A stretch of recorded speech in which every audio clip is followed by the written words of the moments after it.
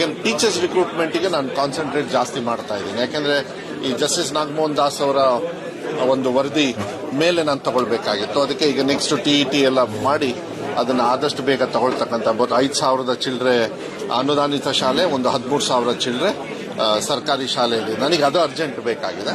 ಮತ್ತೆ ಕನ್ನಡ ಮಾಧ್ಯಮಕ್ಕೆ ಸಹಕಾರ ಮಾಡತಕ್ಕಂಥದ್ದು ನಮ್ಮ ಸರ್ಕಾರದ ಆದ್ಯತೆ ಇರೋದ್ರಿಂದ ಮಾನ್ಯ ಮುಖ್ಯಮಂತ್ರಿಗಳು ಕೂಡ ಆಸೆ ಇದೆ. ಅದು ನೆಕ್ಸ್ಟ್ ಅದನ್ನ ತಗೊಳ್ತೀವಿ.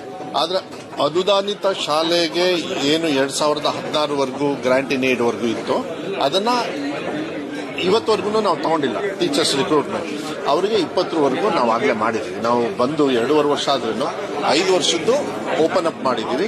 ನೆಕ್ಸ್ಟ್ ಇಯರ್ಗೂ ಕೂಡ ಮಾನ್ಯ ಮುಖ್ಯಮಂತ್ರಿಗಳು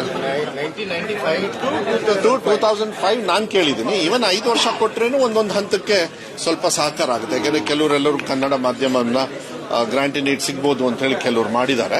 ಬಟ್ ಇದು ಹಿಂದಿನ ಸರ್ಕಾರದವ್ರು ಮಾಡಿಬಿಡ್ಬೇಕಾಯ್ತು. ಅವಾಗ ಸ್ಟ್ರೀಮ್ ಲೈನ್ ಆಗಿದ್ರೆ ಚೆನ್ನಾಗಿರೋದು. ಬಟ್ ಮಕ್ಕಳ ಸಂಖ್ಯೆ ಇದೆಲ್ಲ ಕ್ಯಾಪ್ ಎಲ್ಲ ಇರೋದ್ರಿಂದ ಅವ್ರಿಗೂ ಪಾಪ ಕೆಲವರಿಗೆಲ್ಲ ಕಷ್ಟ ಆಗ್ತಾ ಇದೆ. ಅದನ್ನ ಸ್ವಲ್ಪ ಕಮ್ಮಿ ಮಾಡಿ ಅಂತಾರೆ. ಇದನ್ನೆಲ್ಲದನ್ನು ನೋಡಿಕೊಂಡು ಎಷ್ಟು ಮಟ್ಟಿಗೆ ನಮಗೆ ಹೊರೆ ಪ್ರಶ್ನೆ ಇಲ್ಲ. ಕನ್ನಡದ ಶಾಲೆ ಬಗ್ಗೆ ನಾನು ಹೊರೆ ನೋಡೋದೇ ಇಲ್ಲ. ಮಾನ್ಯ ಮುಖ್ಯಮಂತ್ರಿ ಕ್ಲಿಯರ್ ಆಗಿ ಹೇಳಿದ್ದಾರೆ. ನಾವು ಈಗ ಸಬ್ಮಿಟ್ ಮಾಡಿದೀವಿ. ಅವ್ರು ನೋಡೋಣ. ಮಾನ್ಯ ಮುಖ್ಯಮಂತ್ರಿಗಳು ಏನಾದರೂ ಒಂದು ಸಹಕಾರ especially for grant in aid ನ ವಿಸ್ತರಣೆ ಮಾಡೋದಕ್ಕೆ ಮಾಡ್ತಾರೆ ಅಂತೇಳಿ ವಿಶ್ವಾಸ ಇದೆ. ನೆಕ್ಸ್ಟ್ ಇಯರ್ಗೆ ಅದು ನೆಕ್ಸ್ಟ್ ಬಜೆಟ್ಗೆ ಬರಬೇಕು.